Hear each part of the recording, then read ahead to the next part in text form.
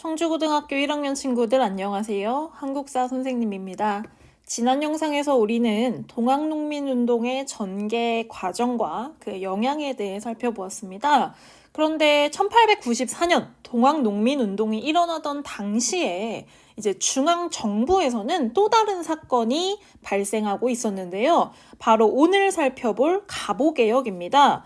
자, 이 갑오개혁과 동학농민운동, 거기다가 청일전쟁까지 이 세 가지 사건은 모두 다 1894년 시작이 됩니다. 동시다발적으로 진행이 되는데요. 그 좀 세부적인 순서를 한번 살펴보면 여러분 교과서 109쪽에 있는 연표입니다. 이제 연도와 월까지 자세하게 정리가 되어 있는데 월까지는 다 외우지 않아도 괜찮지만 이 대략적인 순서, 이제 큰 사건의 순서는 꼭 반드시 기억을 하셔야 됩니다.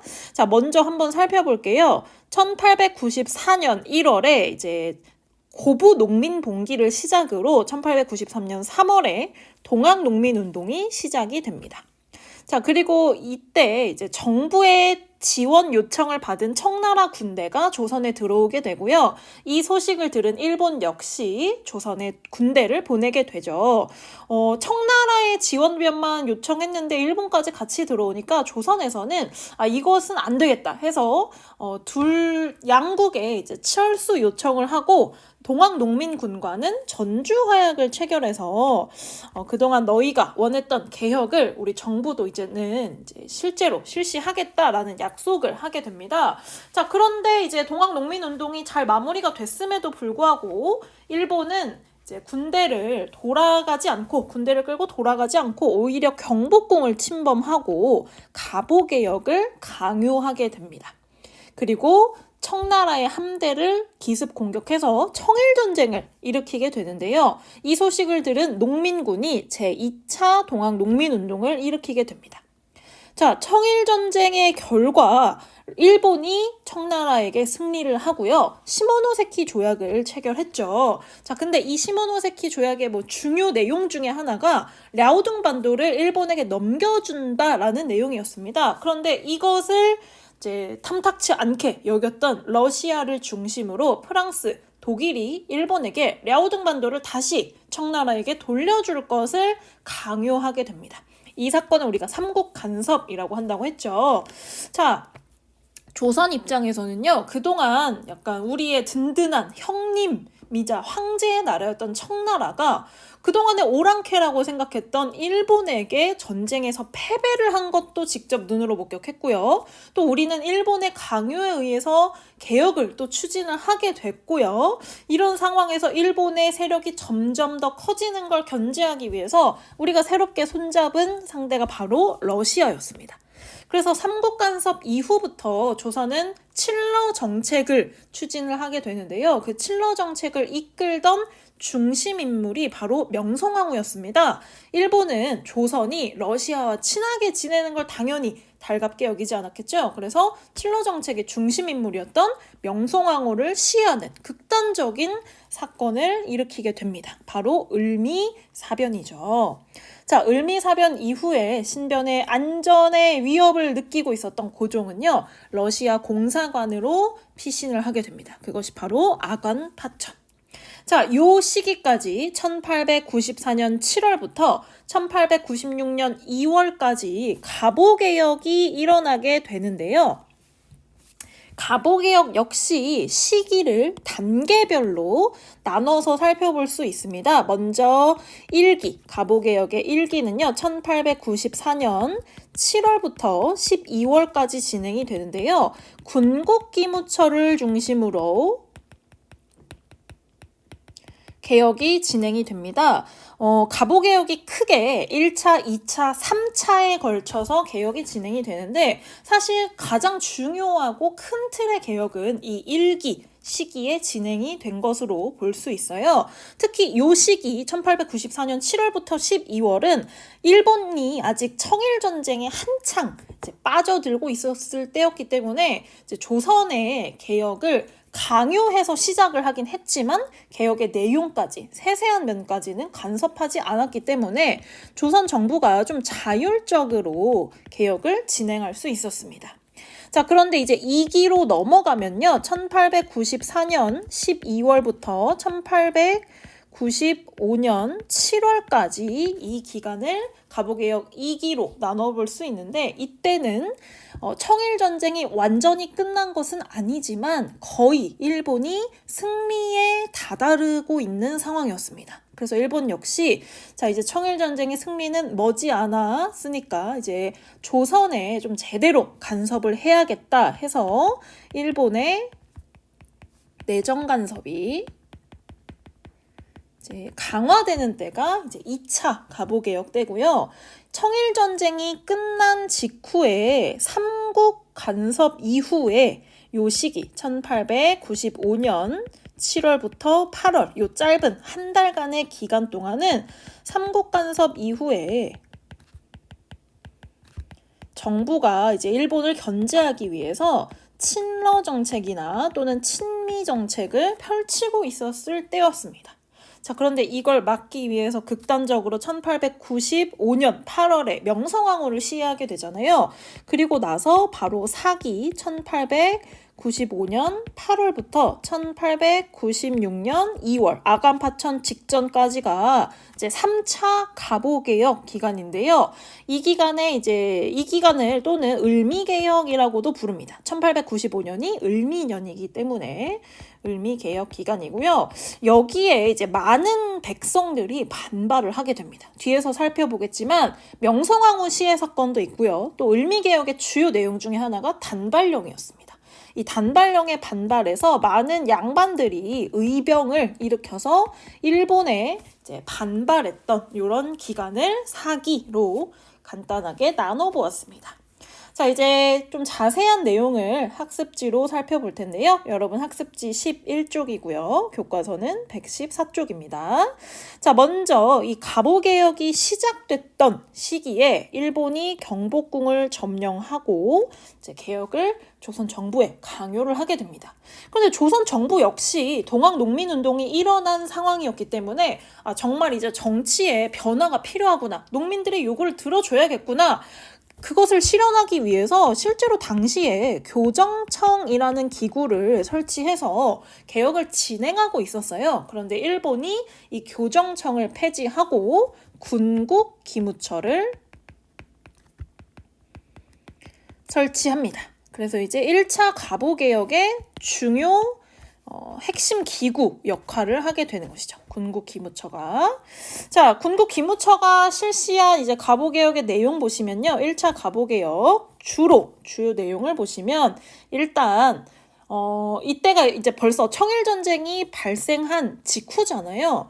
조선 역시 이제 청나라의 간섭에서 벗어나서 좀 자주적인 국가, 이제 우리 힘으로, 우리 스스로 나라를 이끌어가고 이제 외세의 간섭을 받지 않겠다라는 의미로 그동안 사용하고 있었던 청나라의 연호를 폐지하고요. 조선이 개국한, 조선을 세운 1392년을 기준으로 하는 연도 표시 방법을 다시 새로 시작합니다. 그걸 뭐라고 하냐면 개국기년이라고 하는데요. 나라를 세운 그 해를 기준 연도로 삼는 겁니다. 그때를 1년으로 삼아서 그 다음에는 2년, 3년, 4년 이렇게 세게 되는 건데요.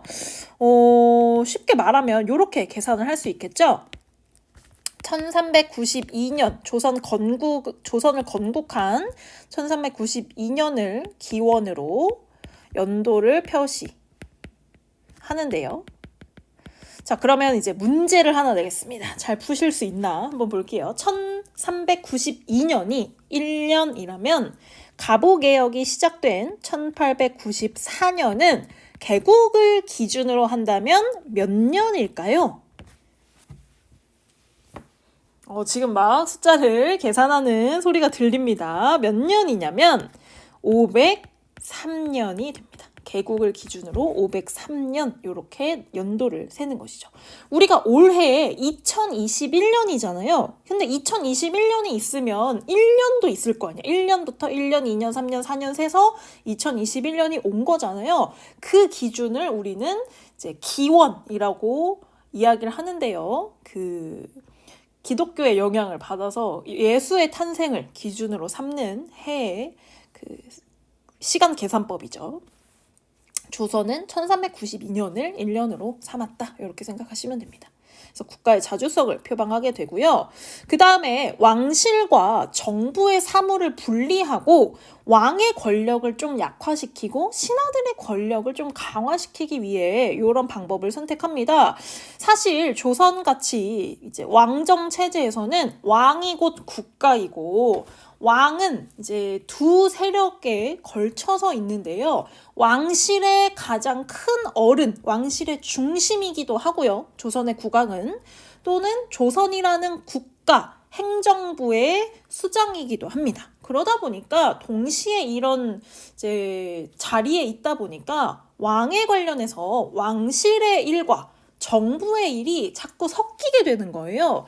그러다 보니까 이제 왕의 어떤 영향력이 커질 수밖에 없잖아요. 그래서 이것을 분리시키기 위해서 왕실의 일은 국내부에서 궁궐의 일을 담당하는 부서를 따로 설치하고 나라 일은 의정부에서 맡도록 하자. 그리고 의정부 밑에 있는 6조 있잖아요. 2조, 예조, 형조 요 6조를 8아문으로 재편합니다. 그래서 조금 더 세부적으로 이제 오늘날 발전된 사회에 필요한 부서로 이제 다시 재편성을 하는 것이죠. 자, 그리고 인재 등용을 위해서 기존에는 정부의 국가 공무원이 되려면 과거 시험을 봐야 되잖아요.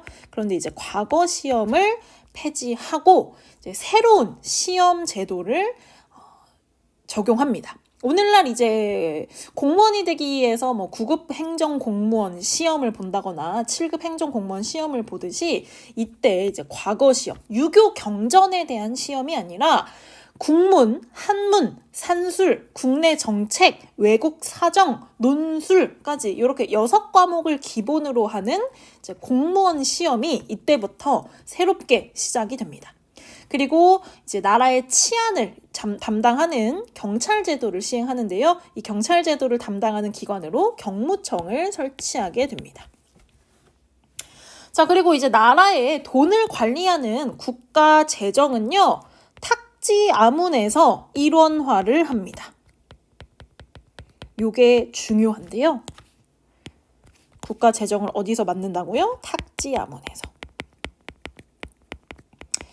오늘날 이제 나라의 예산을 세우고 관리하는 부서, 행정부가 있듯이 이제 조선 정부에도 있었는데 이 문제는 뭐냐면 관청별로 세금을 다 따로 걷고 따로 사용을 한다는 겁니다. 그러니까 돈이 들어오는 곳도 다양하고 나가는 곳도 다양하다 보니까 돈 관리가 제대로 안 된다는 거죠. 여기서 빠져나가고 세금을 또 여기서도 걷고 여기서도 걷고 하니까 백성들 입장에서는 아니 세금을 어제도 냈는데 오늘도 또 내고 내일도 또 내야 되고 이 세금만 뜯어가냐, 이 나라의 돈 관리가 어떻게 되는 거냐, 이게 잘 파악이 안 되니까 탁지아문이라는 기관에서 국가 재정을 한 군데서만 관리를 하겠다는 겁니다. 세금도 여기서 걷고 쓸 때도 탁지아문에서만 사용을 하겠다는 것이죠. 이 주장이 어디서부터 나오냐면 갑신정변 때부터 나옵니다. 그 당시에는 호조에서 일원화하자라고 주장을 하는데요. 그 갑신정변 때 제대로 이루어지지 않았던 개혁이 갑오개혁 때 이제 실제로 반영이 되는 것이죠. 그리고 이제 세금을 낼 때는 급납화를 하게 됩니다. 이제 옛날처럼 쌀이나 뭐 무명이나 삼배로 내는 것이 아니라 이제 무조건 화폐로 돈으로 내게 하는 것이 조세의 급납화이죠. 자, 그리고 이제 갑오개혁의 또 중요한 변화라고 한다면 사회개혁 부분, 가장 큰 변화를 보이는 부분입니다. 먼저 평등사회를 실현하기 위해서 오랫동안 지속되어 있던 신분제도를 폐지합니다. 뭐 양반, 천민, 뭐 평민 이런 구분이 사라지고요. 노비 문서를 모두 불태우고 이제 노비라는 제도 자체가 없어지게 됩니다. 신분제도 폐지, 노비제도 폐지. 그리고 조혼을 금지시킵니다. 인권의 문제도 있고 너무 어린 나이에 결혼을 시키는 것은 풍속에 좋지 않다 해서 조혼을 금지시키고요. 연좌제나 고문 같은 가혹한 형벌을 폐지시키고요. 과부의 재가 또는 재혼을 허용합니다. 사실 이 당시에 재혼이 아예 불가능한 것은 아니었는데요. 이제 과부가 사별한 여성이 재혼을 할 경우에 이제 새로운 남편과의 사이에서 낳은 아들은 그 차별을 받았어요. 차별 대우를 받습니다. 과거 시험에 응시를 하지 못한다든지 또는 뭐 법적인 차별 외에도 이제 그 사회 분위기 자체가 재혼 자체를 그렇게 막 뭔가 뭐랄까 재혼이 뭔가 이렇게 당연한 일이 아니었고 굉장히 뭔가 약간 잘못된 일처럼 받아들여지고 있었는데 일단 제도적으로 이것을 허용을 하면서 사회적인 인식도 서서히 변화할 수 있는 바탕이 된 것입니다.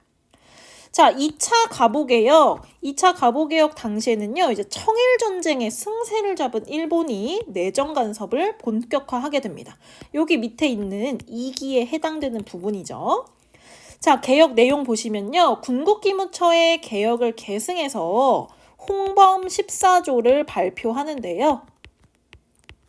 이제 고종이 직접 앞으로 우리 정부가 추구하는 개혁의 내용은 이런 것이다 라고 공식적으로 선언한 문서입니다. 자, 그런데 군국기무처의 개혁을 계승했다는 게 무슨 뜻이냐면 이때 2기가 되면 군국기무처를 폐지를 시켜요. 그리고 내각을 중심으로 그 개혁을 이끌어 가는데요. 그 내각의 대표 인물이 누구냐? 바로 박영효입니다. 혹시 박영효에 대해서 기억하는 친구 있을지 모르겠어요. 박영효는요, 그 급친개화파 중에 한 명으로 김옥균과 함께 갑신정변을 이끌었던 사람입니다. 갑신정변 이후에 일본에 망명을 한 상태였고요. 1895년에 이제 다시 조선에 입국을 해서 다시 정치인으로서 활동을 하는데 일본의 망명에 있는 기간 동안 또한 거기다가 갑신정변까지 일으켰던 사람이다 보니까 이제 일본 세력이랑 굉장히 이제 우호적으로 친하게 지내고 있었어요. 거기에 이제 돌아와서 일본이 이제 자신들과 친한 자기의 말을 잘 따를 것 같은 박영효를 내각 책임자로 앉히고 이제 이 사람을 중심으로 개혁을 추진하다 보니까 일본의 입김이 좀 더 강해질 수밖에 없었다. 이렇게 이해하시면 될 것 같습니다. 자, 청에 대한 의존적인 관계를 청산하고요. 내각 제도를 실시했다고 하는데요. 이때 이제 의정부라는 명칭을 폐지하고 내각이라고 명칭을 바꿉니다.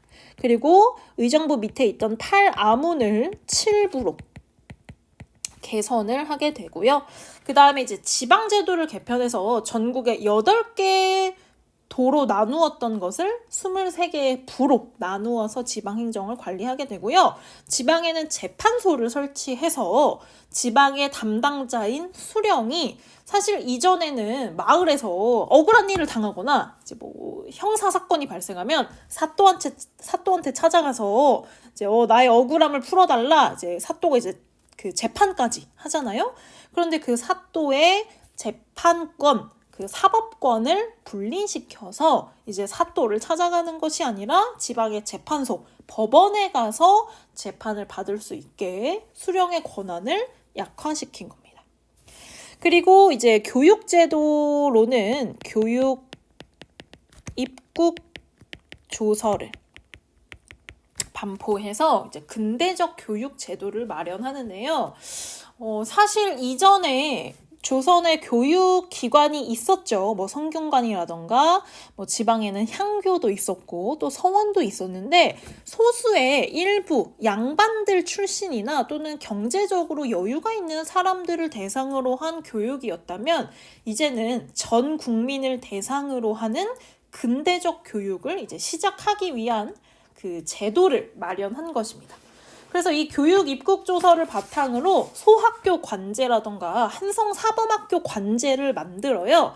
그래서 이제 학교를 어떻게 세울 건지, 뭐 소학교는 몇 년을 다니게 할 건지, 그 다음에 선생님처럼 이제 그 학교에서 아이들을 가르칠 교사를 기르는 한성 사범학교를 세워야 되는데, 이 사범학교에서는 몇 년을 가르칠 건지, 어떤 과목을 어떻게 가르칠 건지 하는 제도를 마련하게 된 게 2차 가보개혁의 내용입니다. 자, 그런데 이 2차 가보개혁을 진행하는 중에 청일전쟁이 끝나게 됩니다. 누구의 승리로? 일본의 승리로 끝나게 되죠. 그러면서 일본은 이 시모노세키 조약을 체결하고요. 이 랴오둥반도를 획득했다가 러시아의 간섭에 의해서, 삼국 간섭에 의해서 랴오둥반도를 반환하게 됩니다. 그 말인즉슨 일본이 러시아한테 꼼짝을 못하는구나. 그래서 일본을 견제하기 위해서 조선은 칠러 정책을 추진하고요. 이 칠러 정책의 대표 인물이었던 명성황후가 일본의 손에 극단적으로 죽음을 맞이하게 됩니다. 바로 이 사건을 뭐라고 한다? 을미사변이라고 하는 것이죠. 자, 을미사변 이후에 다시 한번 3차 가보개혁 또는 을미개혁을 추진하는데요. 이때 이제 연도를 세는 기준을 또 바꿔요. 태양력으로 바꿉니다. 지금 우리가 사용하는 달력이 태양력이잖아요. 이전에 조선은 그 달의 모양에 따라서 날짜를 계산하는 음력을 사용했다면, 이때부터는 1896년 1월 1일부터 나라를 양력으로 세운다라는 뜻의 건양이라는 연호를 사용합니다. 그러면서 이제 국가에서 공식적으로 표기하는 모든 날짜는 양력으로 표기를 하는데요. 다만 왕실에서 진행하는 행사, 뭐 국왕의 생일이라던가 뭐 왕자의 생일이라던가 또는 누군가의 제사를 지낼 때는 여전히 음력으로 사용합니다. 그래서 여러분 주변에도 혹시 할머니나 할아버지 또는 이제 집안에 제사를 지낼 때 이런 날짜는 음력으로 세는 경우가 아직도 있어요. 이제 이전에도 조선 시대부터 양력과 음력을 이렇게 혼용해서 사용하던 것이 오늘날에도 이어지고 있다고 보시면 됩니다. 자, 그리고 을미개혁의 또 핵심적인 개혁 중에 하나가 뭐냐면 단발령을 실시한 것이죠. 조선 백성들이 이제 특히 성인 남성이 되면 상투를 틀게 되잖아요. 머리를 길게 기르고 상투를 틀게 되는데, 이 상투를 전부 자르고 이제 서양식으로 머리를 짧게, 지금 여러분이 하고 있는 머리처럼 짧게 자르라고 한 명령입니다. 고종이 이 명령을 내리고요. 그날 바로 공식적으로 자신과 자신의 아들의 머리카락을 다듬었다고 해요.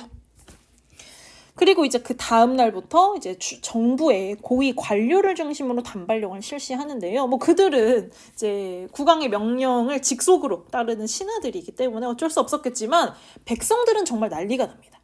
그래갖고 이제 경찰들이 그 사대문에 통행하는 사람들을 지키고 서가지고 문 안에 들어올 때 상투를 안 자른 사람들이 있으면 잡아다가 그 자리에서 머리를 잘랐다고 해요.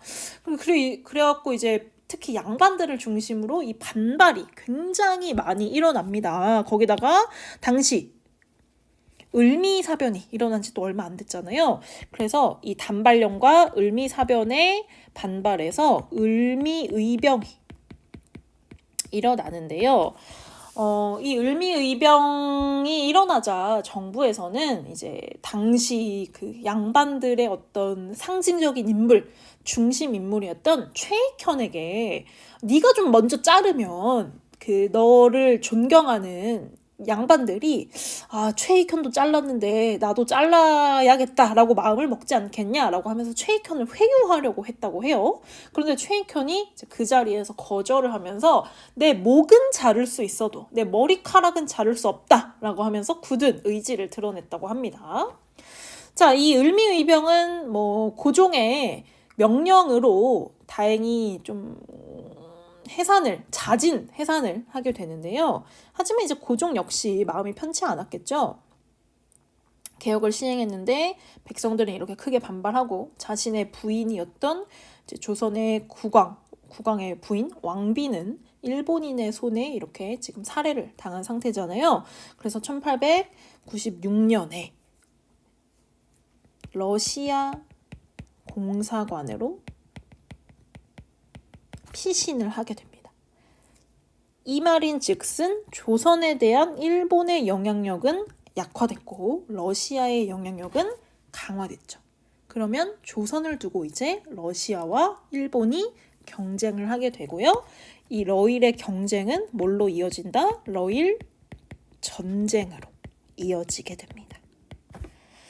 자, 오늘 배운 갑오개혁의 의의와 한계 한번 살펴볼게요. 일단 긍정적인 측면으로는 조선의 관료들에 의해 추진된 자주적인 개혁이었습니다. 특히 1차 개혁. 1차 갑오개혁은 대부분 물론 시작은 일본의 강요에 의해서 시작됐지만 그 내용들은 동학농민군이나 갑신정변에서 요구했던 사항들이 많이 반영이 됩니다. 그 당시 백성들이 원하고 있었던 내용들을 반영했죠. 거기다가 신분제도를 폐지해서 평등사회를 나아갈 수 있는 가장 기본적인 그 틀이 마련이 됐고요. 그 다음에 이제 의정부와 내각 중심으로 정치를 실시하고자 해서 왕의 말 한마디면 나라가 움직였던 그런 시대에서 이제 벗어나는 단계에 들어가게 됩니다. 다만 한계를 한번 살펴보시면 일본이 강요해서 시작된 개혁인 거는 어쩔 수 없어요. 부정할 수가 없습니다. 그리고 이제 중간에 특히 이제 2차 갑오개혁 같은 경우에는 이제 일본 세력에 굉장히 의존적이었고 더군다나 3차 갑오개혁 뒤로 갈수록 이제 일본이 자신들의 뜻을 관철시키기 위해서 명성황후를 시해하고 단발령, 백성들의 반발이 심했던 단발령까지 단행하는 이런 극단적인 모습을 또 보여주고 있죠. 그래서 개혁에 대한 민중의 지지를 얻어내지는 못했고요. 일본이 조선이 잘 되라고 개혁을 실시하진 않을 거 아니에요. 그래서 이제 내용들을 살펴봤으면 아까 앞에서 살펴봤지만 국방력을 강화시킨다거나 뭐 군대 제도를 개편한다거나 하는 그런 내용은 들어가 있지 않다는 것이 안타깝다. 자, 갑오개혁과 을미개혁의 주요 내용 이렇게 정리해 볼 수 있겠죠. 이제 주요 내용들 꼭 기억해 두시고요. 이제 다음 영상에서는 갑오개혁 이후에 아관 파천 이후에 러시아의 세력이 강해지는 상황에서 우리나라를 다시 한번 자주적으로 외세의 간섭 없이 독립 국가로 만들기 위한 노력이 나옵니다. 다음 영상에서 한번 살펴보도록 할게요. 자, 그럼 다음 시간에 뵙겠습니다.